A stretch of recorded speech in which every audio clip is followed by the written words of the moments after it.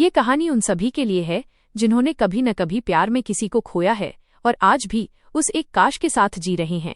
दोस्तों, अक्सर हम कहते हैं कि वक्त हर जख्म को भर देता है, लेकिन सच तो ये है कि कुछ घाव वक्त के साथ और गहरे होते चले जाते हैं। आज मैं आपको ले चलता हूँ झीलों की नगरी उदयपुर, जहाँ की हवाओं में सुकून तो है, पर एक दिल ऐसा भी है जो 5 सालों से सिर्फ सन्नाटे की आवाज सुन रहा है। खामोशी के उस पार।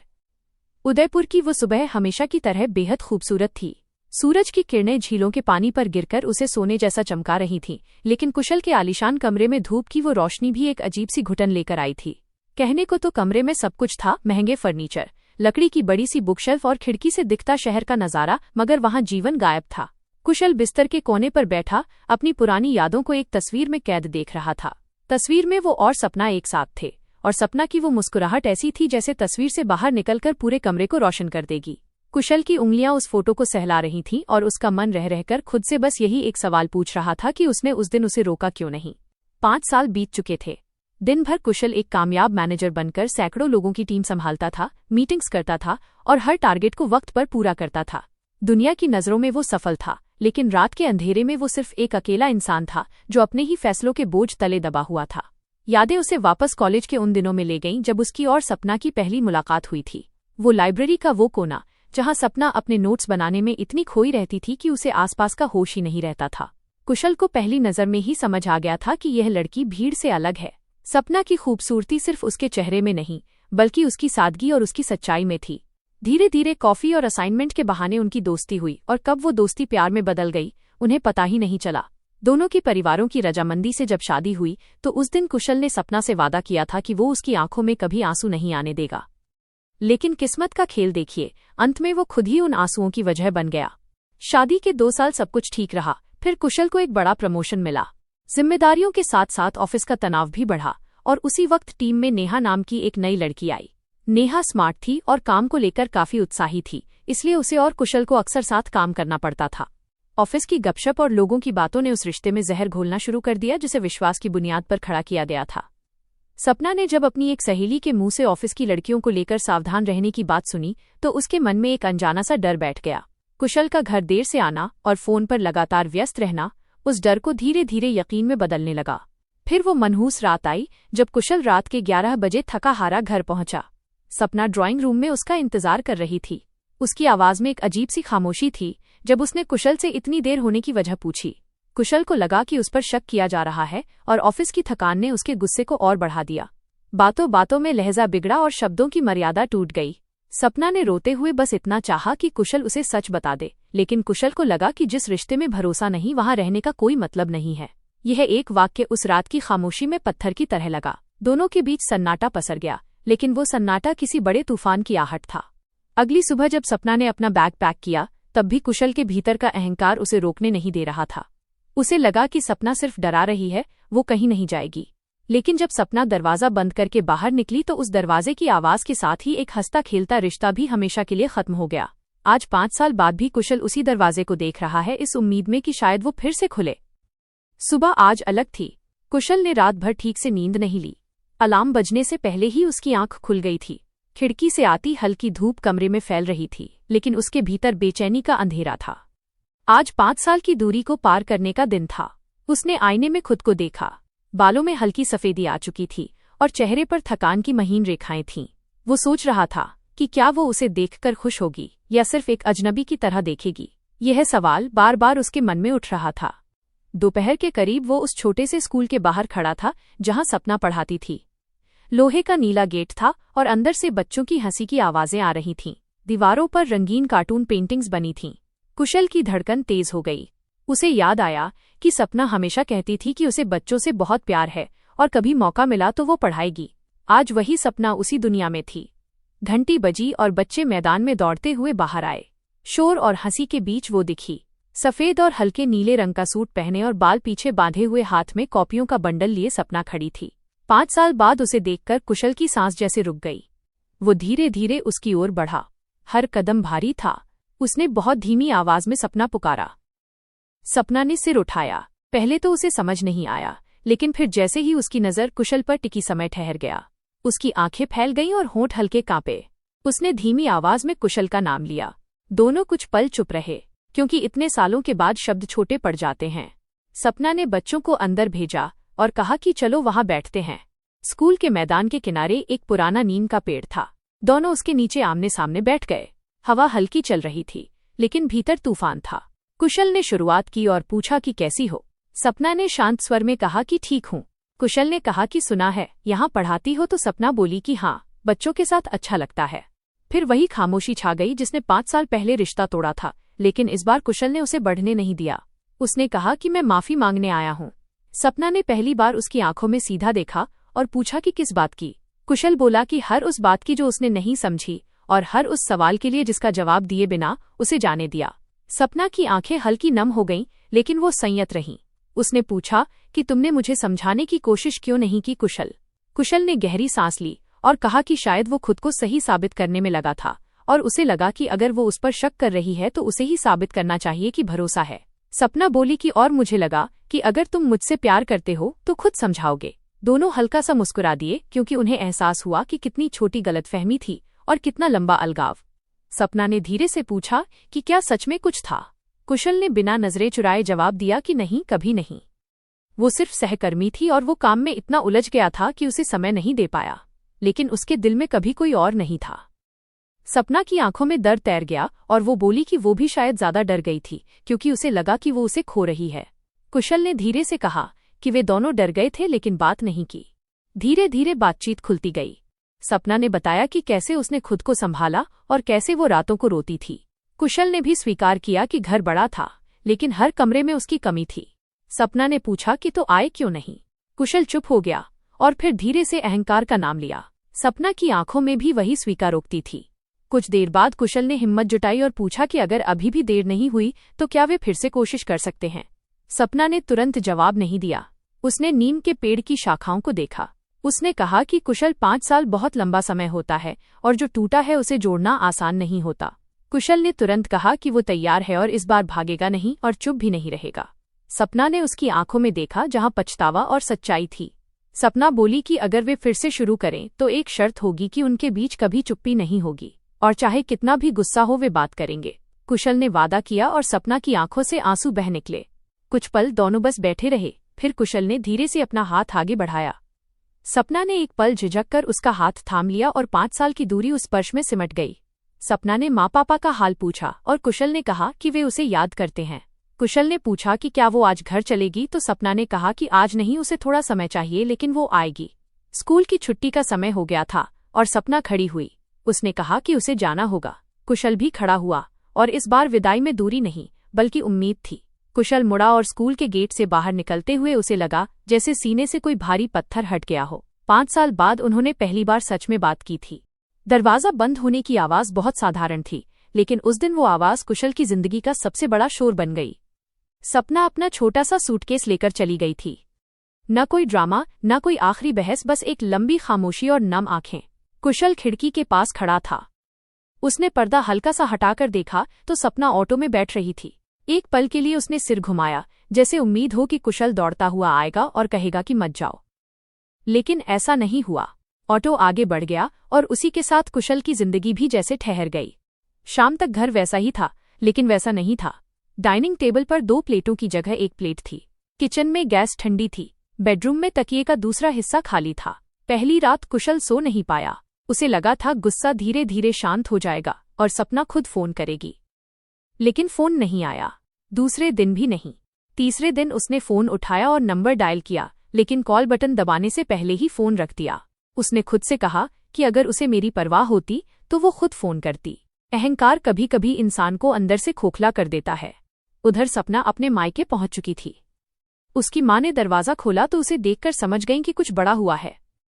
माँ ने पूछा कि क्या हुआ बेटा। सपना बस माँ से लिपटकर रो पड़ी। उसने कुछ नहीं कहा, लेकिन उसकी खामोशी बहुत कुछ कह रही थी।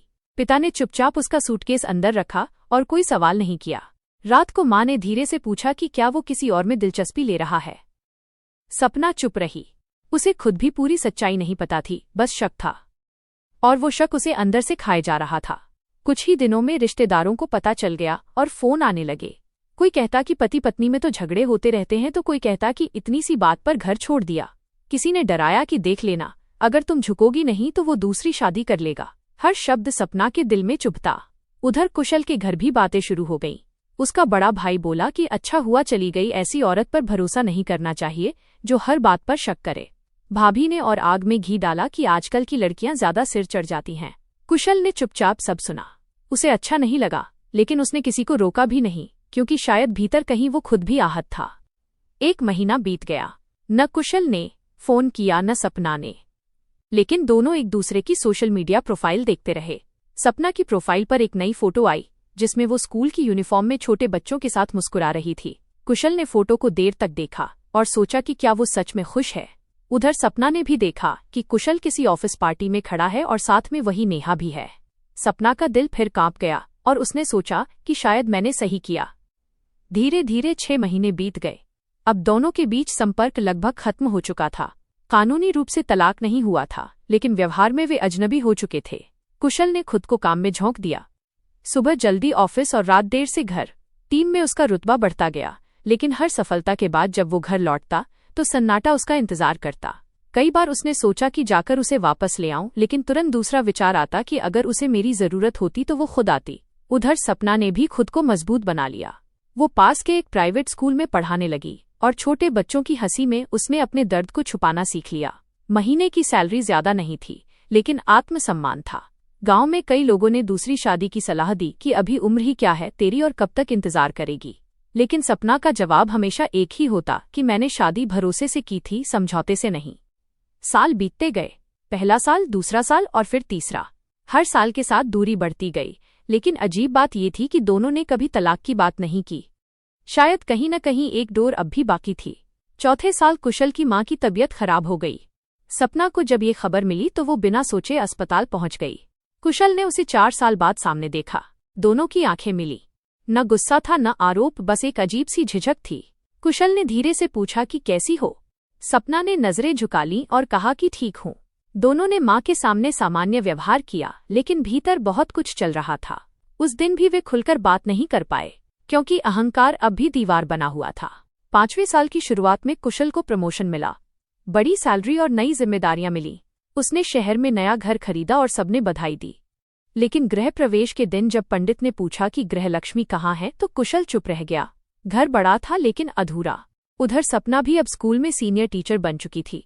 बच्चे उसे सपना मैम कहकर घेर लेते और वो मुस्कुराती, लेकिन रात को अकेले में तकिए पर आंसू गिरते। कई बार वो फोन उठाती और कुशल का नंबर देखती फिर रख देती। एक दिन कुशल का पुराना कॉलेज दोस्त रवि उससे मिलने आया। दोनों छत पर बैठे थे। रवि ने सीधे पूछा कि तू अब भी उससे प्यार करता है। कुशल ने नजरें फेर ली और कहा कि पता नहीं। रवि हंसा और बोला कि झूठ मत बोल, अगर भूल गया होता तो दूसरी शादी कर चुका होता। रवि ने गंभीर होकर पूछा कि गलती किसकी थी। कुशल ने पहली बार खुलकर सोचा कि क्या सच में सपना ने गलत किया था या उसने। उसी रात कुशल ने पहली बार अपने दिल से पूछा कि क्या मैंने कभी उसे बैठाकर समझाया था। उत्तर था नहीं। उसी समय सपना की सहेली ने उससे कहा कि अगर वो सच में बेवफा होता तो तलाक ले चुका होता, और उसने भी तो इंतजार किया है। यह बात सपना के दिल में उतर गई। क्या दोनों बस इंतजार कर रहे थे? उस रात कुशल देर तक जागता रहा। टेबल पर पुरानी फोटो रखी थी। उसने धीरे से कहा कि अगर आज भी देर नहीं हुई तो क्या सब ठीक हो सकता है। उसने मोबाइल उठाया। सपना का नंबर आज भी सेव था। उंगली कॉल बटन पर गई, लेकिन उसने फोन नहीं किया। उसने फैसला किया कि नहीं, इस बार आमने सामने बात होगी। कल वो सपना से मिलेगा। 5 साल की दूरी के बाद सच सामने होगा। अगली सुबह कुशल सपना के घर के बाहर खड़ा था। जैसे ही सपना गेट खोलकर बाहर निकली, उसने कुशल को सामने पाया। दोनों की खामोशी इस बार भारी नहीं थी, बल्कि उसमें एक स्वीकार था। कुशल ने बस इतना कहा कि सपना, घर बहुत बड़ा है पर तुम्हारे बिना खाली है। सपना की आंखों से आंसू बह निकले और उसने मुस्कुराते हुए अपना सिर झुका लिया। 5 साल का अहंकार एक पल में पिघल गया और एक नई शुरुआत हुई। कुशल उस दिन घर लौटा तो उसके कदम हल्के थे, लेकिन दिल अब भी बोझिल था। 5 साल की दूरी एक मुलाकात से खत्म नहीं होती, वो तो सिर्फ एक शुरुआत थी। रात को खाने की मेज पर माँ ने जब उसे गौर से देखा तो पूछ बैठी कि आज तुम कुछ बदले बदले लग रहे हो, क्या सब ठीक है? कुशल कुछ पल चुप रहा और फिर धीरे से बोला कि मैं आज सपना से मिला। ये सुनते ही चम्मच माँ के हाथ से छूटते छूटते बचा और पापा ने भी अपना अखबार नीचे रख दिया। माँ की आवाज में एक हल्की घबराहट थी जब उन्होंने पूछा कि वो कैसी है। कुशल ने बताया कि वो ठीक है और अब एक स्कूल में पढ़ाती है। माँ की आंखें भर आईं। उन्होंने याद किया कि वो लड़की बहुत समझदार थी और बस उन दोनों की जिद ने सब बिगाड़ दिया। कुशल ने इस बार कोई सफाई नहीं दी और बस अपना सिर झुका लिया। उधर सपना भी उस रात सो नहीं पा रही थी। नीम के पेड़ के नीचे हुई बातें उसके मन में बार बार घूम रही थीं। वो खुद से सवाल कर रही थी कि क्या सच में वो बदल गया है और क्या वो फिर से उस पर भरोसा कर पाएगी। उसने अपनी अलमारी से वो पुराना डिब्बा निकाला जिसमें कुछ तस्वीरें, एक पुरानी चिट्ठी और वो चांदी की पायल रखी थी जो कुशल ने पहली सालगिरह पर दी थी। सपना ने पायल हाथ में ली और बुदबुदाई कि अगर उस समय हमने बात कर ली होती तो शायद मंजर कुछ और होता। अगले ही दिन दोपहर में कुशल के पास एक अनजान नंबर से फोन आया। स्कूल से फोन था कि सपना की तबीयत अचानक खराब हो गई है और उसे अस्पताल ले जाया गया है। कुशल के हाथ कांप गए और वो बिना कुछ सोचे अस्पताल की ओर भागा।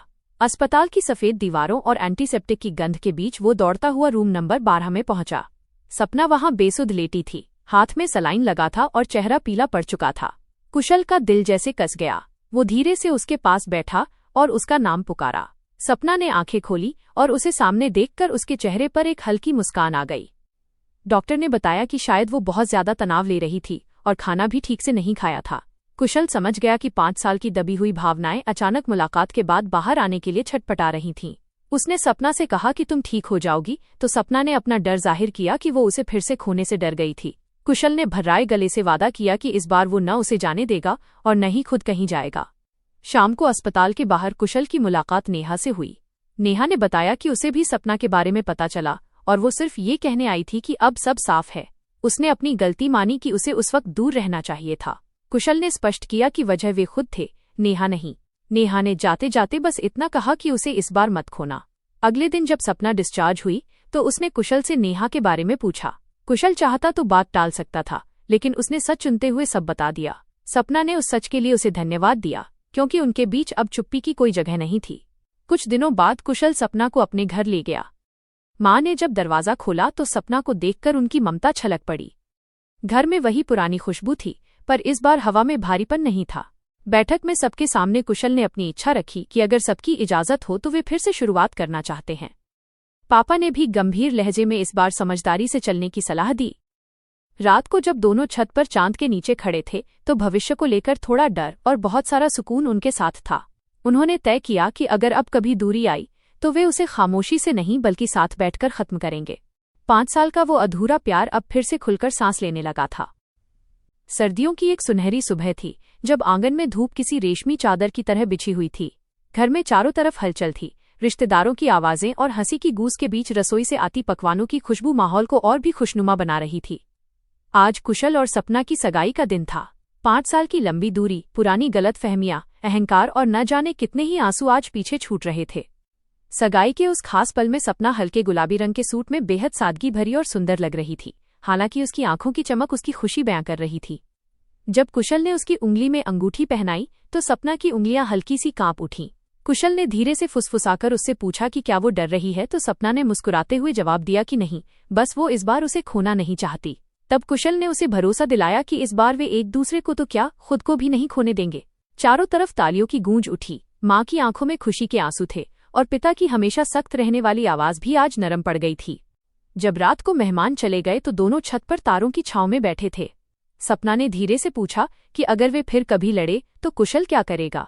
कुशल ने मुस्कुराकर कहा कि वो पहले उसकी बात सुनेगा, फिर अपनी कहेगा, और अगर कुछ समझ न आया तो भी चुप रहकर दूरियां नहीं बढ़ाएगा। जब सपना ने पूछा कि अगर वो गुस्से में कुछ गलत कह दे तो कुशल ने बड़ी परिपक्वता से जवाब दिया कि वो हमेशा याद रखेगा कि सपना उसकी दुश्मन नहीं बल्कि उसकी साथी है। सपना की आंखें भर आईं, क्योंकि उसे समझ आ गया था कि रिश्तों में सबसे बड़ी दुश्मन खामोशी होती है।